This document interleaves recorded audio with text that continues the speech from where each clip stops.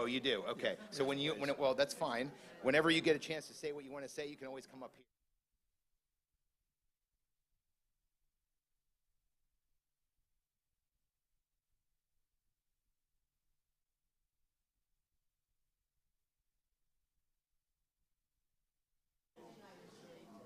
here. Okay. We are shifting gears very quickly, but that's the way life goes sometimes. So this was originally the last panel, and sorry, can everybody please take their seats? Thank you very much, Ken. I'm only blaming Ken because Brenda will give me a hard time if I say, hey, Brenda, please be quiet. It's okay. Ken's, they're both nice people, but there's retribution on one side or the other. No, just kidding. Glad you're all here. I know you're being really patient. No, I did not. Trust me. So this was originally the last panel. We're shifting it to the penultimate panel, the second to the last, for timing reasons, so Victoria can get out there, and so that perhaps we can even end early. So there's lots of incentives here. So this is energy and climate in the 2024 election. And I want to thank everybody here, especially the Commonwealth Foundation folks, for working with me on this. It's hard to get, other than these two dedicated politicians who are up here with us today who represent us. And well, actually, I'm a resident of DC, but I'm soon buying a place in Oil City, so I will be returning once again. Long story. Next year at Andrew's house. Yes, exactly. Yeah, and in Jerusalem. So what we decided to do was, because it's hard to get politicians to come up here, and we tried, and we invited everybody under the sun, and they can't make the time, and there's a lot of good reasons for that.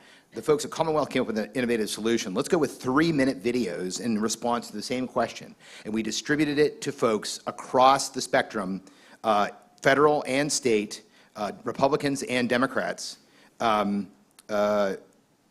Pennsylvania, and in particular as pertains to Pennsylvania interests, because this is a Pennsylvania-centered conference in many ways. So the question was the same, and I thought was quite reasonable to all of them. This is the question. Pennsylvanians increasingly hear that we must choose between additional energy production and climate protection. Pennsylvania's history shows that both have been possible. How can we best achieve the dual goals of affordable energy and a clean environment with reduced emissions as our demand for power grows? So, you know, in shaping this question, I'm not an energy specialist, but I was born in Oil City. So I decided to run it by our ad hoc board, and we all decided this was a very reasonable question and completely on point with this conference.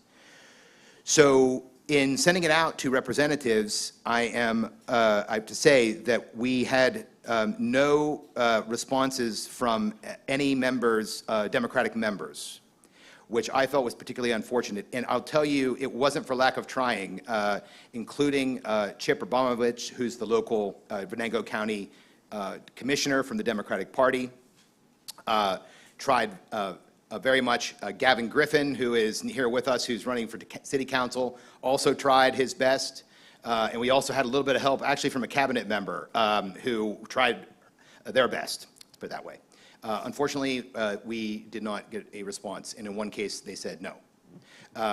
Does it mean that they're not going to have something to say ahead of the election? No. It could be that either the debate is at this time too sensitive, they're not focused on it. I don't know what it is, but we have a slew of other videos coming in, and I'm very happy to turn everything over to my friend and former boss, Victoria Coates of the Heritage Foundation, who can take us a little bit forward here in terms of navigating the climate energy nexus going up to the 2024 election, and hopefully get all these videos and our local reps focused on that end. Victoria, over to you. Well, thank you, Andrew, and thank you for everything you've done and everyone else who contributed to putting together this really amazing event. It's once again been a real highlight of my year. I'm very sorry that, and very wonderful to have an official heritage role here this year, as well as our arch rivals, the Commonwealth Foundation. And so it's a very fraught week for me for obvious reasons. I wasn't able to participate in as many activities as I would have liked because of the crisis in the Middle East and the absolutely overwhelming media interest in that. And there are a lot of ugly things that are going around the country, particularly today, but there are also a lot of wonderful things, and a lot of solidarity with Israel, a lot of understanding the gravity of last weekend's events. And I think for our purposes here today, it really does, along with the response to this questionnaire, point to a disturbing partisan divide on this issue. As the Heritage Foundation, we don't take positions on individual candidates or races, but we're very interested in issues of policy. And I think the way that Andrew and the ad hoc board crafted this question was done quite skillfully to point out that there is a ground between drill, baby, drill, and abolish fossil fuels that we might call pro-human. And certainly the events of last weekend, which put jitters into global energy markets, interestingly now, not just because Iran may pop off and create a disturbance in the Gulf, but also because it would be problematic to take Israel's exports off the natural gas market because of Israel's new posture as an exporter. And so this takes on a whole different significance. And then the role particularly of a state like Pennsylvania, which is a major natural gas exporter as well as coal and oil, but is also one of the great electricity generators. And that combination is intensely, literally powerful for our Commonwealth. And so I think this is an exciting opportunity to hear from a number of our lawmakers on this topic, and hopefully other such gatherings will ask their elected officials to respond to a similar question and see if we can get to a more responsible energy policy for all of us around the time of the 2024 election. So I'm not exactly sure who pushes the button on the videos, but our first is Congressman G.T. Thompson, who is the congressman from the U.S. 15th Congressional District. Hello, I'm Congressman Glenn G.T. Thompson, representative of Pennsylvania's 15th Congressional District. I want to thank the Drake Energy Security Forum for convening this esteemed group.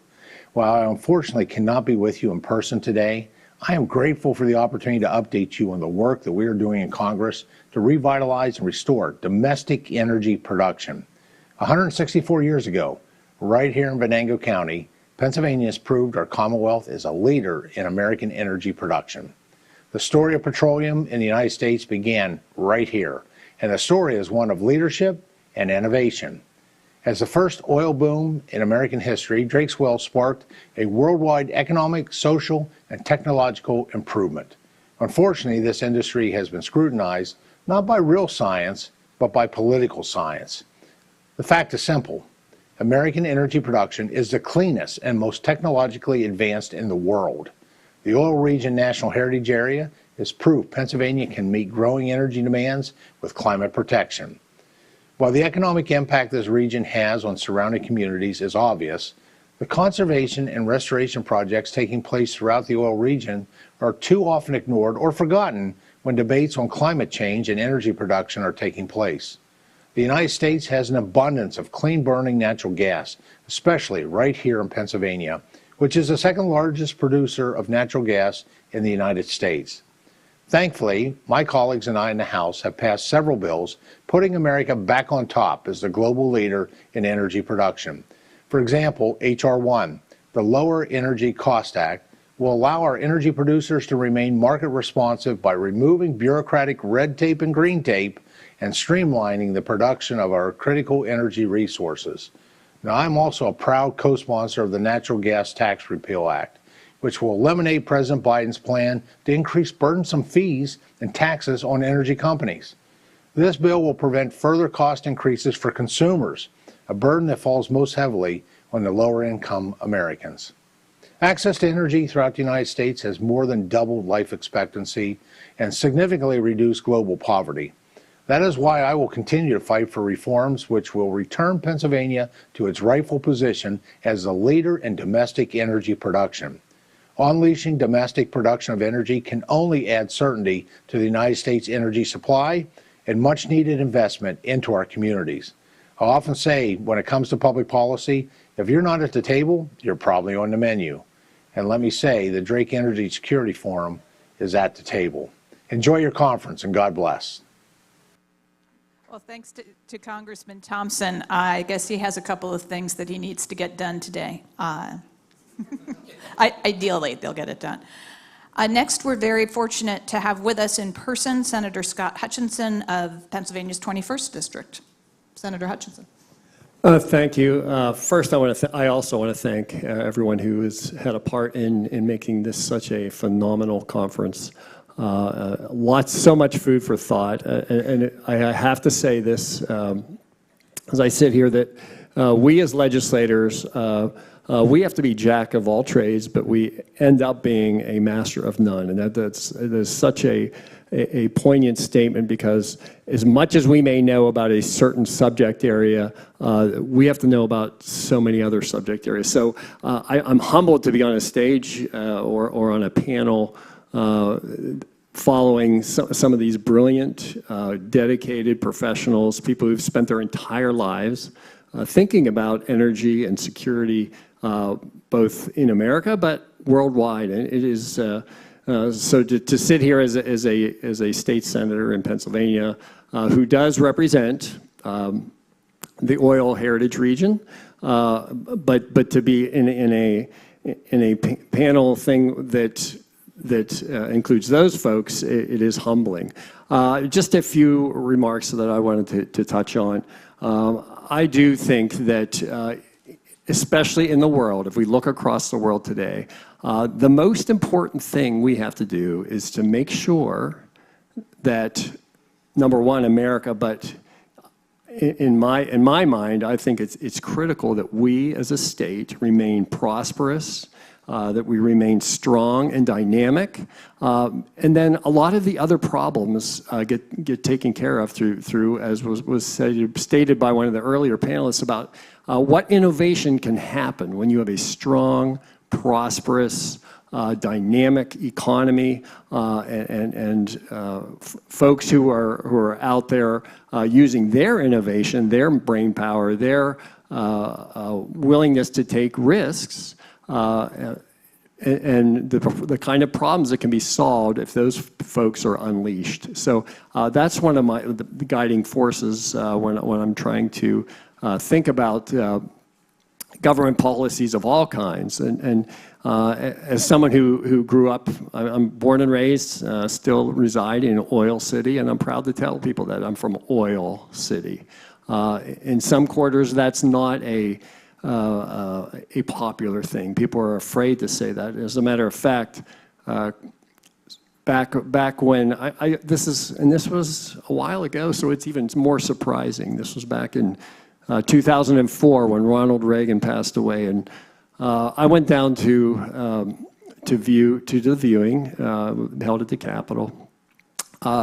We were in line with people for 6-8 hours. I can't remember. It was a very long time, but we got conversations with those folks, and believe it or not, there was this couple that brought their children with them. They were from Texas. Apparently, one of the boys had done a report on Ronald Reagan, and so we just got to some long, fun, interesting conversation. But for some reason, they wouldn't tell us like what they did for a living, and finally, after all these hours, they sort of, I asked it directly, I asked it indirectly, and they kept changing the subject, and finally they got to it, and they said, the father said, I work in the petroleum industry, but we don't even tell our neighbors. And he lived in Texas, and this was 2004. That shocked me. It did. But here we are, today's world, it'd be much more daunting to tell people you work in that industry. I don't work in the industry. I'm proud to represent the conventional, in particular, oil and gas industry. I think the most important thing we can do is make sure that our economy is strong and prosperous, and we take advantage of the comparative advantages that Pennsylvania has. We are an energy-producing state. We should be proud of that. We should be producing energy. We should not be putting up roadblocks. We should not make it difficult to get the permits in a timely manner. The General Assembly and the governor, I believe bipartisan, have talked a lot about speeding up the regulatory process. If something is going to be done the right way, then why don't we just issue the permits? There shouldn't be some backlog and months and months, years and years in some cases, that makes it such that people do not want to invest in Pennsylvania, and that's a shame to think that the government in a particular way is stopping the growth of the industry. The other thing I wanted to touch on along the lines of innovation. The Marcellus industry came in the late 2008, 2009, comes to Pennsylvania, and so much promise there, and it has panned out to a phenomenal extent before the modern Marcellus shale exploration and production here in Pennsylvania. Pennsylvania we used to produce 25% of our state's natural gas. I mean, we could supply 25% of the necessary heating gas and industrial natural gas needs. All the rest had to be 75% had to be imported. Today, Pennsylvania produces 20% of the entire nation's natural gas. That's a success story. But while this industry that came here fits and starts at first, they were trying out some new combinations of technology. From the beginnings till now, we've already seen much less ecological impact from drilling wells. Wells can now be drilled from a single pad for a much larger distance, multiple wells on a single pad. I mean, all these kind of things that are because of people innovating and saying, instead of making multiple pads, we can drill all the wells in one place, and we can go out, instead of going out a half mile, it's out to a mile, then 2 miles. The sky's the limit, and that means there'll be fewer pads drilled at all, but even though we will produce more and more energy. So I think predictability, I think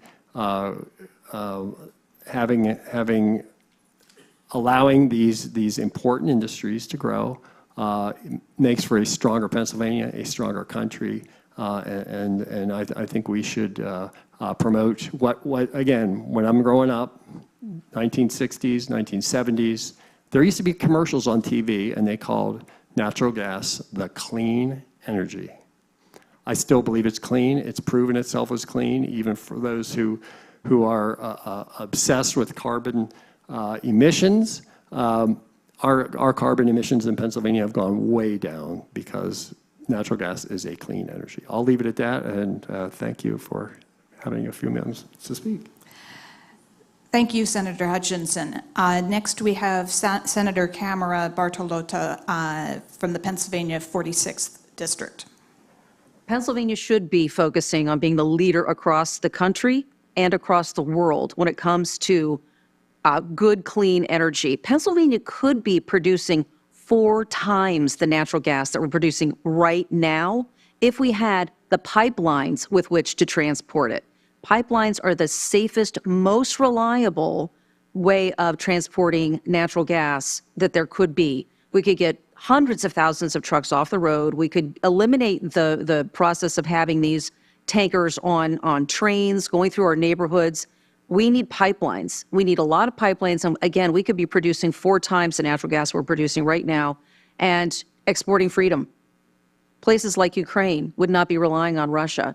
Places like the eastern coast of America should not be seeing tankers from Russia bringing natural gas to our shores when we have it right here in mass abundance in Pennsylvania. We should be drilling more. We do it safely and affordably. No one in Pennsylvania should be paying what they're paying right now for their natural gas. We need reliability on our energy grid in Pennsylvania and across the whole country. It isn't a one or the other option. We could be doing an all of the above, but we need to be doing it smartly. Natural gas and coal energy should not be subsidizing other sources of clean, which really isn't clean, solar and wind and other ways of energy. We shouldn't be subsidizing those at the expense of really good, reliable, clean energy. Natural gas and coal, we have 200 more years of coal, at least, probably a lot more than that, in Pennsylvania. And with technology advancements every single year, we know how to use coal energy in a much, much more clean and efficient way. Instead, we have environmentalists and activist groups shutting down our resources in Pennsylvania to do what? Produce energy in places like China, who have almost no regulation at all. Last time I checked, we all share the same environment. We're on a planet, and that air goes around the entire planet. Producing dirty energy in places like China and other countries at the expense of what we can do here in Pennsylvania in a really good way, I think is absurd. It's absurd. And we should be focusing on our energy in Pennsylvania to the betterment of every Pennsylvanian, to our manufacturers, to our industry, but also being able to export that and not be dependent on foreign governments that don't like us so much. Thank you, Senator Bartolotta. Next, we have Representative Rob Mercuri from the Pennsylvania 28th Legislative District. You know, in Pennsylvania, we have this rich energy history. Oil was discovered here. Steel was created here. In the west part of the state, we have a proud energy history. Coal under our feet, and it's provided for not only our jobs economy, but also our energy grid. And coal and the reliability that it provides gives us a real reliable source for our electric use in our home heating. And, you know, the way that we need to move forward in Pennsylvania is to innovate the energy future. We need to continue to work together with government and the private sector on creating new ways, new sustainable processes to collect and deliver energy to our homes and our businesses and our cars. This can happen if we provide the right incentives. But what won't work is if we cut out our legs out from underneath us and reduce through the carbon tax our ability to continue to extract and use coal, our ability to do the same with natural gas and oil resources. We need to have an all-of-the-above approach as we pursue a sustainable energy future while valuing that rich energy history that we have in Pennsylvania. The first thing is to get rid of and get out of the Regional Greenhouse Gas Initiative. That has put a stranglehold on the economy in Pennsylvania, and particularly the energy economy. We need to remove ourselves from that unwise carbon tax program. And recently, the Governor's Advisory Group agreed with that conclusion. It doesn't make any sense for us as an energy exporter to be part of a group, the Regional Greenhouse Gas Initiative, that suppresses the incentives to produce energy. So we need to remove ourselves from that problematic regime. And then we need to encourage investment by creating an incentive economy in Pennsylvania for energy producers. And so that means that we work with and meet with our great energy companies who want to do business in Pennsylvania. And we need to hear their concerns about our Pennsylvania economic structure, whether it's tax rates or whether it's pipelines or whether it's the grid. and we need to be responsive as policymakers to those concerns so that we can continue to attract more energy companies and really produce a robust energy exporting economy. If we do that, we can supercharge our economy here in Pennsylvania and regain status as an energy leader across the country. We need to have an all-of-the-above approach. We need to invest in these new and more renewable, more sustainable technologies, but we have to be aware that some of these technologies are yet unproven. In particular, wind and solar just don't have that reliable feature that coal and oil and natural gas do, that we're used to. And we don't want to turn out the light switch on Pennsylvanians by pursuing an ill-conceived set of energy sources and uses that is yet unproven. It's a leap out into thin air. And so we need to be very cautious as we move along. We do want that all-of-the-above approach, though, because there are opportunities in the green energy economy, but we have to innovate and create reliable solutions before we go there. So again, all-of-the-above approach.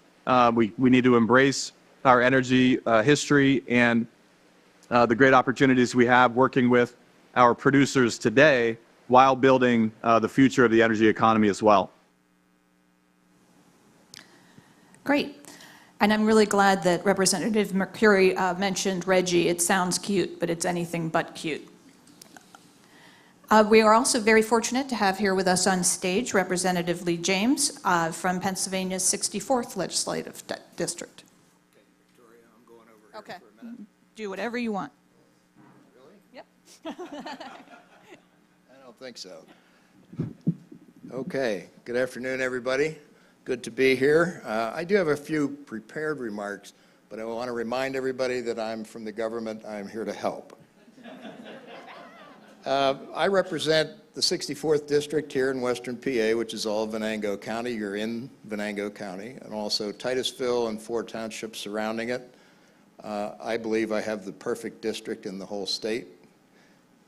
Chancellor Nordenberg missed us up here, and he really did us a favor putting us all together. Mr. Tabler asked me to comment on how to achieve a balance between the necessity of drilling because of growing demand and the concept of of saving literally our planet. And what I did, I thought about that for a bit. We have in the House a majority chairman named Greg Vitale. Greg Vitale is a very nice man. He would fit in here beautifully. He is, however, all in as an environmentalist, and he can turn any subject on the floor into a discussion about the environment. God bless him. But I gave him this question. I said, Greg, I told him that the audience that I'd be talking to and what they did for a living, I said, Greg, I could really use your perspective on this. Well, I assumed he was going to say, oh, just stop the drilling. No, sir. He thoughtfully responded and suggested, he moved right past the issue of drilling and that sort of thing. He said, the best thing you can do is carbon capture and sequestration for our planet. Okay, I had to look that up, CCS, all right? So I'm doing a learning thing. And let me read some of these prepared remarks, if I may, and remind you that we do have a divided legislature. So what is passed in the House goes to the Senate and vice versa. And some of these bills get in a logjam at the opposite end of the building. At the moment, the sort of bills that we're passing in the House get over to the Senate and get put on a table somewhere. We're not doing very much for the Commonwealth at the moment. I think that can be changed, but we'll see how it goes. Anyway, the majority of our House Environmental Resource and Energy Committee is a Democrat, is a registered Democrat. It's 16 to 12, I'm sorry, in head count. And therefore, the sorts of bill, and Representative Vitale does get to pick the agenda as a majority chair. So the majority of the bills have a tendency to favor the environment. I tried to get Greg to come up here because, as it's been said here several times already, everybody that's driving in here looks at this beautiful scenery. We have award-winning water. We have probably the lushest forest I've seen in my life over the last couple of years. Trees love CO2, right? And we kind of love the trees because they kick out some oxygen, which we need. Anyway, today, a fairly reliable strategy for sequestration is to drill down some 2,500 feet and store the CO2. We produce an estimated 45 million tons of carbon dioxide annually, and we wonder, as we continue down the road with this massive amount of tonnage, is there a better way? And I got to thinking, well, what do we do with the CO2 that we don't bury?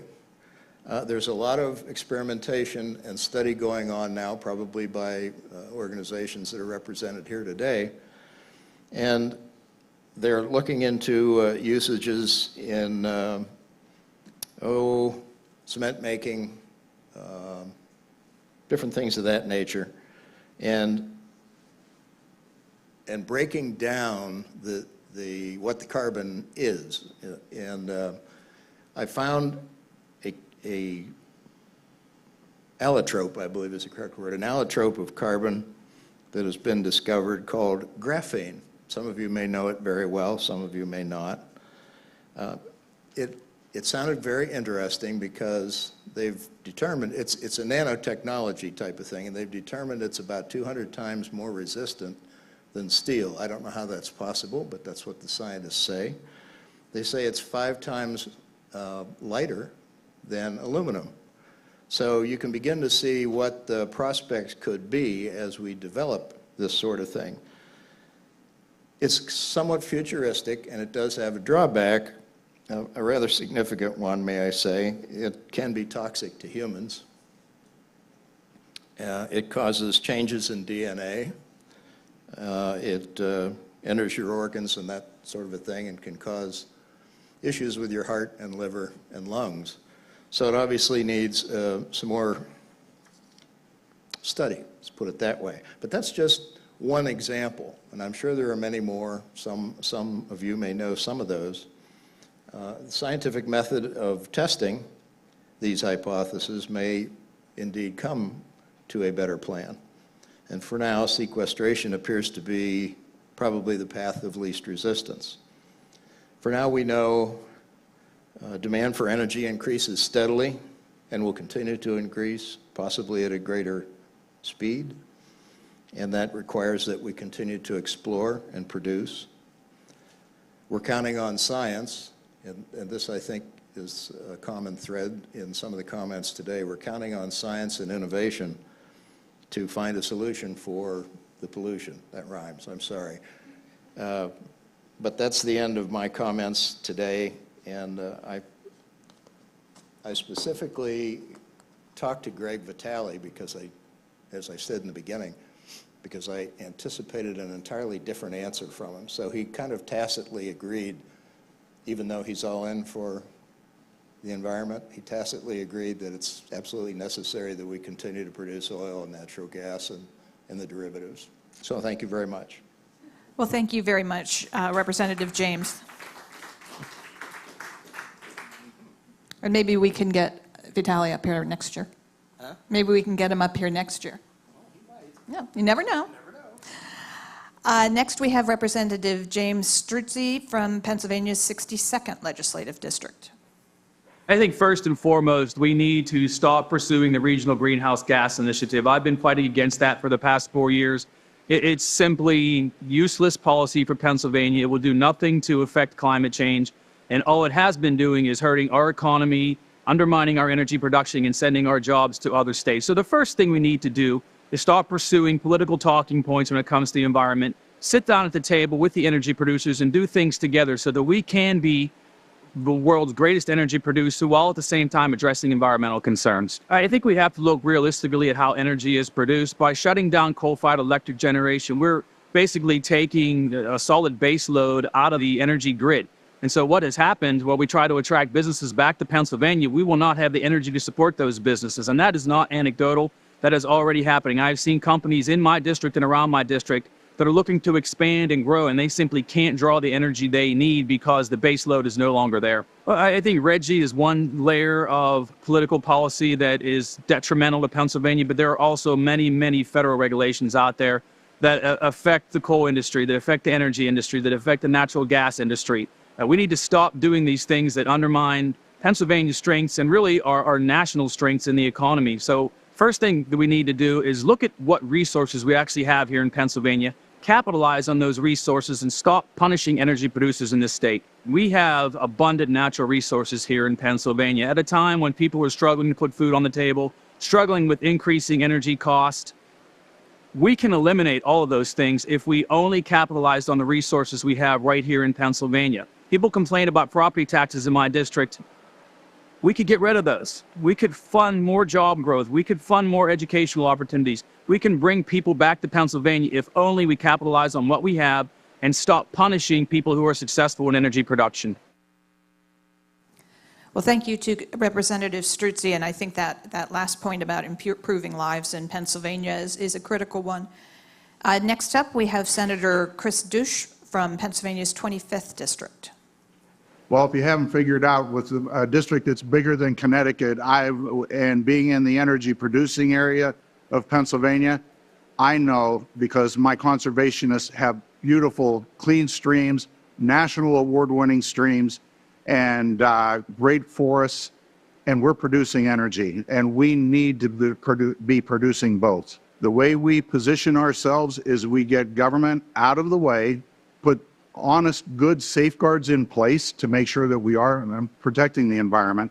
We've got to get out of the way of business. We've got the resources here to power this country, this region, and power Pennsylvania in a way that is economical and will help other businesses to thrive.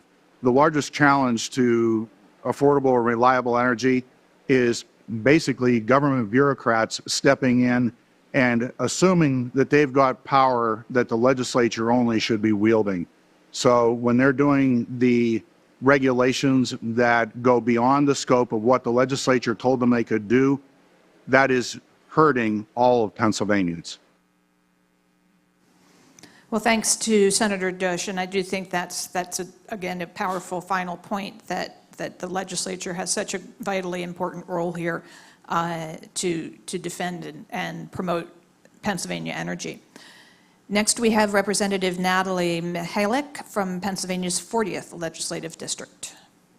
Climate protection and additional energy production are not mutually exclusive. Both sides need to come together on this issue because it's so important to both protect the climate and produce energy. In Pennsylvania, we are the second largest producer of natural gas in the nation. We could be exporting freedom to other countries, but instead, we're bound by red tape, we're bound by politics, and we're bound by a lot of hoops that you have to jump through to actually produce that natural gas here in Pennsylvania. We do have a diverse portfolio. We do have the right to clean water and air in the Pennsylvania Constitution, and we can work together to achieve additional energy production as well as climate protection at the same time. Pennsylvania is a leader in energy production. Where we fall short are some of our policies and the bureaucracies that you have to go through to actually produce natural gas and get it out of the state.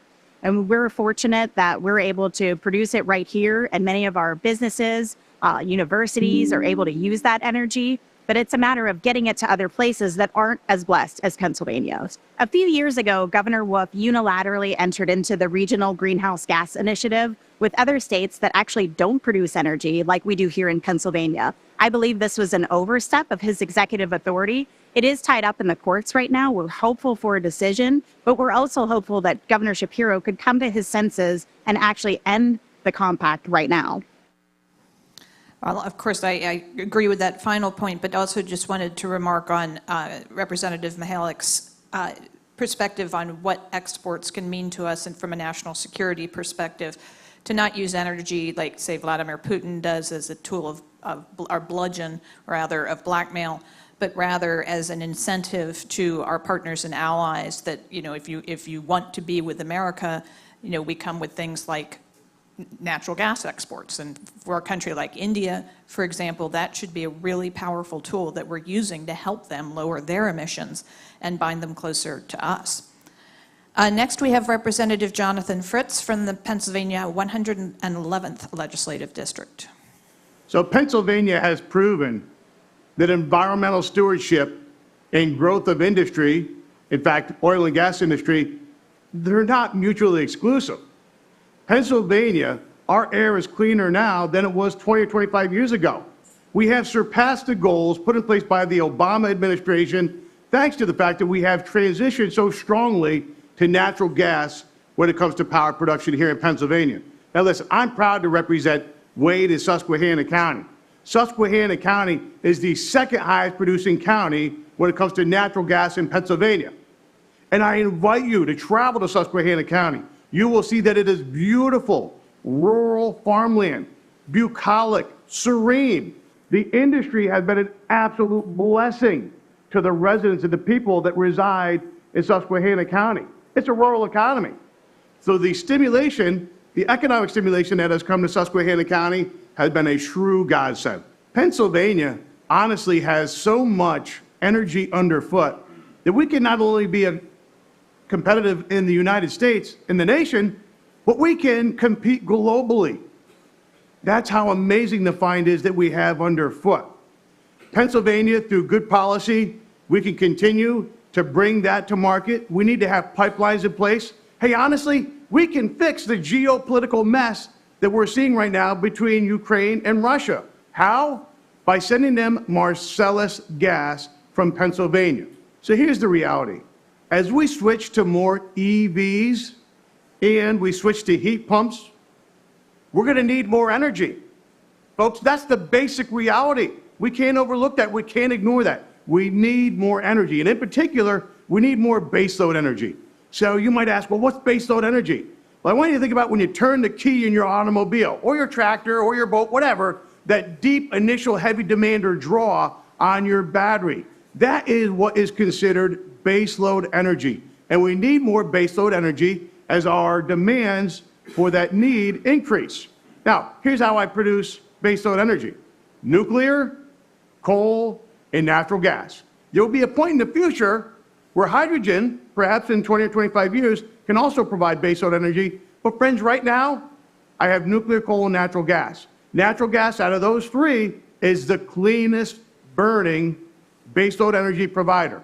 And this is quantifiable. Not only is it the cleanest burning, but we have in Pennsylvania Marcellus gas, which is the absolute cleanest burning gas in the universe. So the biggest challenge for energy production in Pennsylvania right now, and it's so frustrating to have to say this, it's government, it's policy. We are prohibiting pipelines. These are the critical arteries that is going to get that commodity, that natural gas, to market. We need to move forward with our pipelines here in Pennsylvania. So here's the reality. The Regional Greenhouse Gas Initiative, otherwise known as RGGI, let's call it what it is. It's a tax. That's going to hit my consumer. Now, my consumer's already hurting because of sky-high inflation. And now I want to introduce another tax in order to further drive up their energy bills. That doesn't sit well with me. I'm a small government, less tax kind of representative. So right now it's plain and simple. Let's stay out of RGGI. Let's forget about RGGI. Let's bring more natural gas to market. And that's how we're going to drive down those energy costs to our consumers. Well, thank you to Representative Fritz, and I agree that we've not done a good enough job touting the success of Pennsylvania in lowering emissions, but then also that powerful truth that as we go to greater and greater electrification, we're going to need more energy, not less. And so unless, I'm from Philadelphia, you can hold up a key like Benjamin Franklin, but if we're going to go for something a little bit more substantive, we are going to need that baseload power. Next up is Senator Gene Yaw from Pennsylvania's 23rd District. Energy and environment are not mutually exclusive terms. They never have been. I think that properly using energy actually is a benefit to the environment. I'm a big believer of a theory that says that energy is basically the source of, or the building foundation block of virtually every modern society. And with energy, you can build an economy, and once you have an economy, you can deal with the environment. So in this whole thing, the most important part, if we really want to deal with the environment, is we need to have the most robust economy that we can possibly come up with. Specifically, as it relates to our area, what we can do, we can be efficient users of energy. I don't think that that is not something that should be excluded.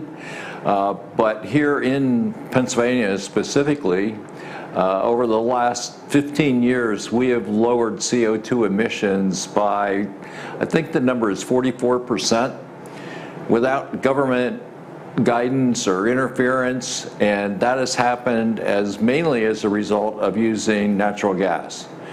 So natural gas is probably the cleanest fossil fuel that we can find to use, and it definitely, without question, it has benefits. I think globally, if you do any checking, the only places that don't use natural gas are places that don't have it. And unfortunately, the main energy source in those areas is coal. So what can we do? I think we can use more natural gas. We can still be good stewards of the environment. I don't think that we need to trash the environment in anything that we do. We should not do that. But using the natural gas, expanding our pipeline capacity, and what we can do with it, embracing it in that way and utilizing it, I think is something where we can achieve increased energy production as well as serving the environment. One of the things that we have to do, no matter what we do, is there's more and more push towards electrification of vehicles and using more electricity. The thing that we need to address, which we're not, is energy production or more electricity production. And the way, I think, to do that in the most environmentally safe way is natural gas. Well, thank you to Senator Yaw for that, and for the excellent point that reducing emissions does not require a burdensome government regulation program. So that's also a helpful point to make. Finally, for our current legislators, we have an aspiring legislator coming up last, but for our current legislators, we have Congressman Mike Kelly from the U.S. 16th Congressional District. Hello, everyone. I really wish I could be with you instead of being here in Washington, D.C., but as you know, we have so much going on right now and things we have to get back to where we can actually govern. But where you are right now with the Drake Energy Security Forum and my good friend, Sam Breen, Chairman, always good to be around you, sir, and appreciate the hard work that you're doing. But I think that we could take time out to actually talk about what it is that made America great, but more importantly, is Pennsylvania first. So having you all there and talking about what can possibly take place when it comes to energy, I think there's confusion out there as to what it is that we're looking to find. We know we have an abundance of domestic energy, and we can do it not only cheaply, but also cleanly. And I think that's where you have to start to look at what it is that we're trying to separate. We're trying to separate the myth from the fact. We're trying to separate what is economically feasible and environmentally safe and coming up with the right answers to it. Look, I think what you're doing is absolutely incredibly important. When I read about the history of Colonel Drake and what he went through and what the ideas he had early on and how we got oil from one point to the other back then, where we are today is so dramatically different. It is so safe. It is so clean. It is so pure. And it is so domestic. I think that's the key to all of it, because now it becomes much more affordable. So as we look to everything that we talk about and everything that we think about and all the plans we make going into the future, I think the one thing we have to remember is America is never stronger when she has her own domestic energy. And America is never more available to the rest of the world than we can supply others with energy that they no longer have to go to the wrong source to get what it is that they need, and they can go to the right source, and we're that right source. So look, as we talk, and we go through all these things, I would just like us to think that the one way is that American domestic energy, what we have in such abundance and which we can access so securely and so safely and so cleanly, is the answer.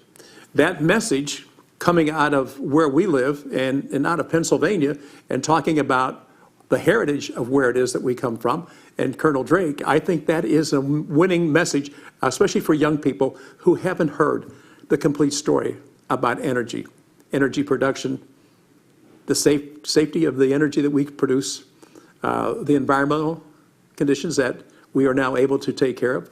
It just makes so much sense for us to look at home, look homeward, make sure that we're doing the right thing for the right reasons, and a lot of good things happen, but especially in a point that we are right now in our history. This is incredibly important. So you all being together, being able to talk about these issues, talk about what we have to do to go to market, that is increasingly important and always going to be at the top of our list. As I said earlier, I wish I could be with you. I would love to be there to listen to what you have to say, to look at Mrs. Tarbell, where she grew up. I mean, all these different things that happen where we're from, and say, gosh, it's just so, to me, it is just so positive when we talk about American energy and we talk about homegrown energy and we talk about the benefits of that. Domestically, it's the most important thing we can do in the economy.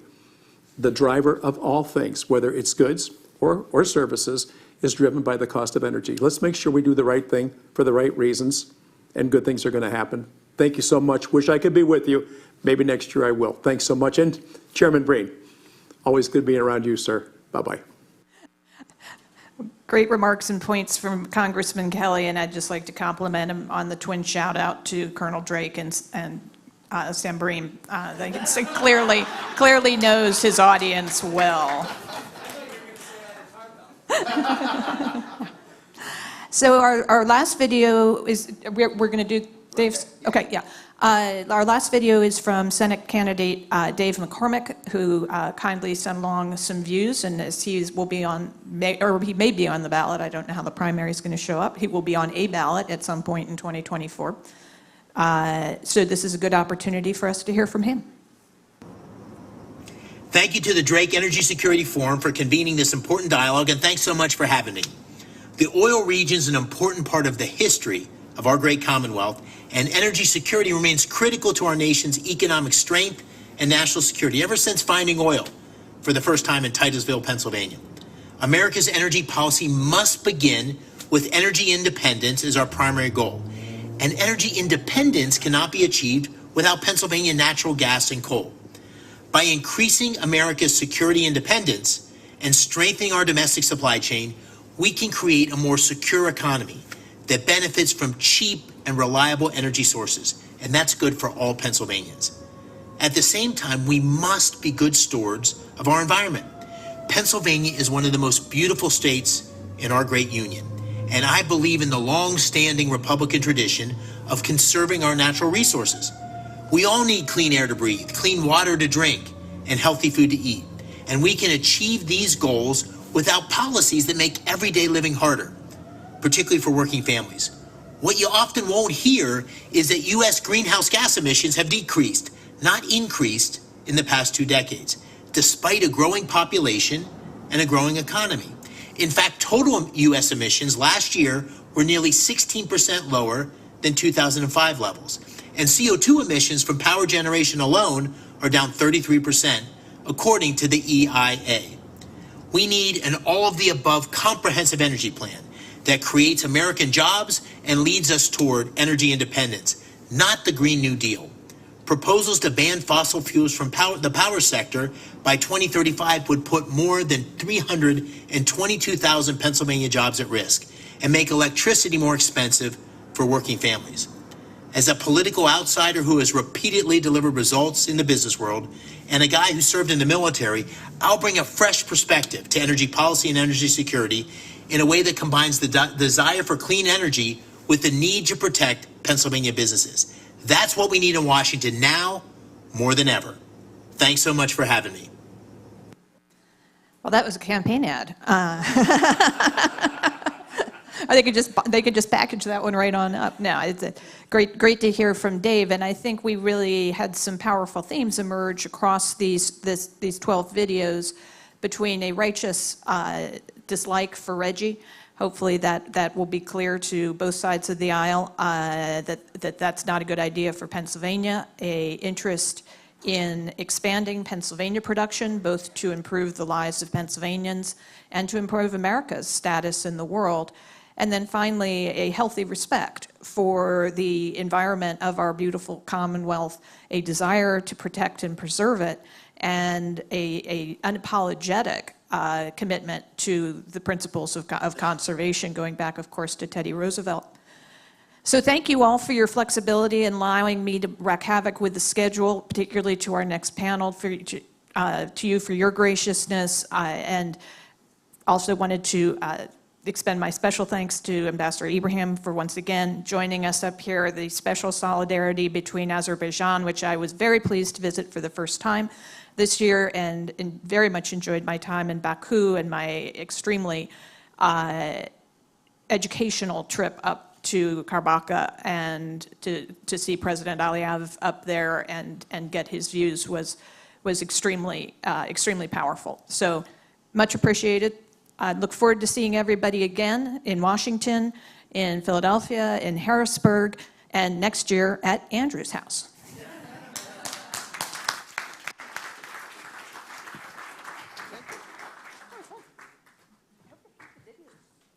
Oh, I'm sure they will.